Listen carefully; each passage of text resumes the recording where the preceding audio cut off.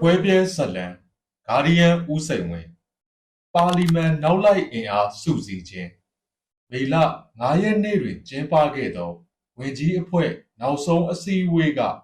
အုပ်စုနှစ်ခုကြားအားပြိုင်မှုကိုစမ်းသပ်ရာနယ်မြေအဖြစ်အရေးပေါ်လွှတ်တော်အစည်းအဝေးကျင်းပမည်ဟုဆုံးဖြတ်လိုက်သောအခါအုပ်စုနှစ်ခုမှခေါင်းဆောင်များသည်ပါလီမန်နောက်လိုက်အဖွဲ့ဝင်များစုစည်းရေးကိုအကျိတ်အနယ်ကြိုးပမ်းခဲ့ကြသည်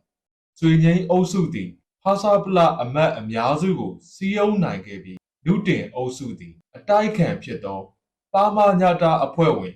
45ဦးစလုံး၏ထောက်ခံမှုကိုရရှိခဲ့သည်ထို့ကြောင့်အမတ်ဦးရေနည်းသောအဖွဲ့များ၏ထောက်ခံမဲရရှိမှုသည်အနိုင်အရှုံးကိုအဆုံးဖြတ်ပြုမိအခြေအနေကိုရောက်ရှိသွားခဲ့သည်အုပ်စုနှစ်ခုကအမတ်ဦးရေနည်းသောအဖွဲ့များ၏ထောက်ခံမှုကိုရရှိရန်ကြိုးပမ်းရာတွင်ရင်းအဖွဲ့များ၏ညီညွတ်ရေးကိုလည်းပြိုကွဲစေခဲ့သည်ပြည်내အမတ်များလည်းကွဲပြားခဲ့ကြသည်အစိတ်သေးတဝမ်းနဲ့ပေါင်းစည်းညီညွတ်မှုအရာ၌စံတင်ထားခဲ့သောချင်းအဖွဲ့သည်ပင်အင်အားအညီအမျှဖြင့်နှစ်ချမ်းကွဲခဲ့သည်ရှမ်းပြည်နယ်မှအမတ်25ဦးအနက်လူတင်အုပ်စုကို16ဦးကထောက်ခံပြီးကျန်9ဦးကဆွေငိမ့်အုပ်စုကိုထောက်ခံခဲ့သည်ကချင်ပြည်နယ်အမတ်9ဦးရှိသည့်အနက်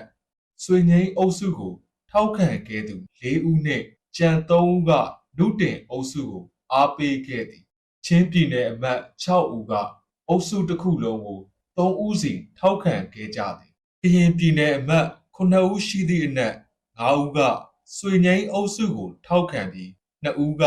လူတင်ကိုထောက်ခံခဲ့သည်တရားပြည်နယ်တစ်ခုတည်း၌သာအမတ်2ဦးသည်ဆွေမျိုးရင်းချင်းဖြစ်နေသဖြင့်သဘောထားကွဲလွဲခြင်းမရှိဘဲလူတင်အုပ်စုကိုထောက်ခံခဲ့သည်တိုင်းရင်းသားလူမျိုးစုအမတ်များကြားသဘောထားကွဲလွဲကြခြင်းသည်ဖာစာပလအမတ်များကြားအကွဲအပြဲများပေါ်ပေါက်ခဲ့စဉ်ကဲ့သို့ပင်ရဲရိုက်ခတ်မှုများဖြစ်ပွားခဲ့သည်ကွဲနေသောလူမျိုးစုအုပ်စုများအကြားအပုပ်ချဝေဖန်ပြောဆိုခဲ့မှုများသည်နောင်တော်ဖာစာပလအမတ်များကြားပြစ်တင်ပြောဆိုပုတ်ခတ်မှုများထက်အရှိန်အဟုန်မလျော့နည်းခဲ့ပါတိုင်းရင်းသားလူမျိုးစုအမတ်များအချင်းချင်းအချို့ကိုဘိန်းကုံကူးသူများအချို့ကိုရွှေမောင်ခိုရောင်းချသူများအဖြစ်ဖော်ထုတ်ဆွဆွဲခဲ့ကြသည်ရင်းကဲ့သို့တဦးနှင့်တဦးအပြစ်တင်ဝေဖန်ခဲ့ကြပြီးနောက်အမတ်တယောက်မှ6ပြစ်ကင်းသဲလဲစဉ်ဘဝ၌မရှိကြတော့ပြီဤသည့်အုပ်စုကိုမှထောက်ခံမှုမပေးသေးပဲကြံရှိနေသောအတိုက်ခံအဖွဲ့မှာရခိုင်ပြည်နယ်အားကိုယ်ပိုင်အုပ်ချုပ်ခွင့်ပေးရေးကိုတောင်းဆိုနေသောအမတ်6ဦးပါဝင်သည့်ရတညအဖွဲ့ဖြစ်သည်အုပ်စုနှစ်ခုစလုံးကရတညအဖွဲ့၏ထောက်ခံမှုရရှိရန်စီယုံခဲ့ကြသည်ရတညအဖွဲ့က၎င်းတို့၏ထောက်ခံမှုရရှိလိုပါက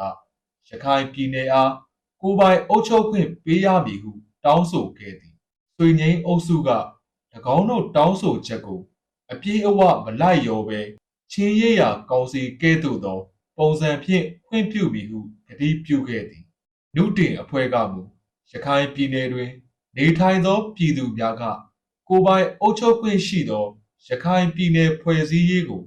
အမှန်တကယ်လိုလားမည်ဆိုပါကရတညအဖွဲ့၏တောင်းဆိုချက်ကိုလိုက်လျောမည်ဟုကတိပေးခဲ့သည်နုတင်အဖွဲ့၏ကတိမှာပုံမို၍လိုက်လျောသောကြောင့်ရတညအဖွဲ့သည်နုတင်အုပ်စုကိုထောက်ခံမည်ဟုကတိပြုခဲ့သည်နုတင်အုပ်စုကရတညအဖွဲ့အား၎င်းကတိကိုမပေးမီ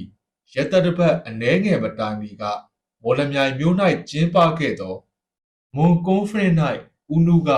၎င်းသည်ကိုယ်ပိုင်အုပ်ချုပ်ခွင့်တောင်းဆိုသည့်ကိစ္စမှန်သမျှကိုထည့်သွင်းစဉ်းစားခြင်းပြုမည်မဟုတ်ကြောင်းဖြင့်လူသိရှင်ကြားကြေညာခဲ့သည်ပါလီမန်အမတ်များ၏ထောက်ခံမှုရရှိရန်နည်းလမ်းမျိုးစုံကိုအသုံးပြုခဲ့ကြသည်ဝင်ကြီးရာထူးပေးမည်ဟု၍၎င်းငွေကြေးအမြောက်များပေးမည်ဟု၍၎င်းကိုယ်ပိုင်အုပ်ချုပ်ခွင့်ရှိသောပြည်နယ်များကိစ္စကိုဈေးဆစ်၍၎င်းတမတော်၌တိုင်းရင်းသားလူမျိုးအလိုက်တီးခြားတက်ရင်များဖွဲ့စည်းရေးကိုအထူးလျှော့ပေါ့ပေးမည်ဟု၍၎င်းမှောင်ခိုလုပ်ငန်းကြီးထွားသောနယ်မြေများ၌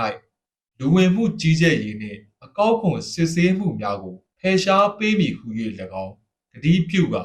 မဲရရှိရေးကိုဆောင်ရွက်ခဲ့ကြသည်အကျဉ်းချုံး၍ပြောရလျင်အုပ်စုကြီးနှစ်ခုသည်၎င်းတို့၏ရည်မှန်းချက်အောင်မြင်စေရန်အတွက်နိုင်ငံကိုလည်းရောင်းစားရန်ကြိုးစားခဲ့ကြသည်နှစ်ဖွဲ့အတွင်းရောင်းစားသောဈေးနှုန်းကွာခြားမှုသာရှိခဲ့သည်ခြံစည်းရိုးခွာထိုင်သောလှေနံနှစ်ဖက်ကိုနင်းထားသည့်အမတ်များသည်အထူးခွင့်ရေးရရှိသောပုဂ္ဂိုလ်များဖြစ်နေကသစ္စာခံမည်ကိစ္စကိုအင်တင်တင်လုပ်နေခြင်းဖြင့်၎င်းအမတ်များရရှိမည့်ငွေကြေးပမာဏမှာပိုမိုတိုးတက်လာခဲ့သည်တို့ဖြစ်ရာခံယူချက်ကင်းမဲ့မှုနှင့်သစ္စာမဲ့မှုတို့သည်ယာဒူးနှင့်ငွေကြေးရရှိရေးအတွက်အမတ်များ၏အဓိကအရေးချင်းဖြစ်လာသည်နယ်များရှိလွှတ်တော်အမတ်များကိုရန်ကုန်သို့အစောတလင်ခေါ်ယူခဲ့ကြသည်ပါလီမန်အမတ်တိုင်းသည်အုပ်စုနှစ်ခုမှကျေးနန်းနှစ်ဆောင်စလုံးကိုရရှိကြသည်အချိန်ကအမတ်ဟု၍အလေးဂရုပြုမခံခဲ့ရသောအမတ်များအားအုပ်စုခေါင်းဆောင်များကသင်္ဘောစိတ်များမီးရထားပူရာယုံများနှင့်ရေစိမ်များတွင်မျက်နှာချိုသွေးကကြိုဆိုခဲ့ကြသည်နယ်များမှရောက်ရှိလာသောအမတ်များအားရင်းသို့ကြိုဆိုရာ၌ရင်းအမတ်များအားပိုင်ဆိုင်ရေးအတွက်ပြိုင်ဘက်အုပ်စုနှစ်ခုမှရွှေကြိုခေါ်ကြိုဆိုသူများကြားရန်ပွဲများမကြာခဏဖြစ်ပွားခဲ့သည်ထိုအချိန်ကအမတ်များသည်ရန်ကုန်မြို့တော်တွင်အခွင့်အရေးအရဆုံးပုဂ္ဂိုလ်များနှင့်ဇယိတ်စကကြားခံမှုအများဆုံးရရှိသူများဖြစ်ခဲ့ကြသည်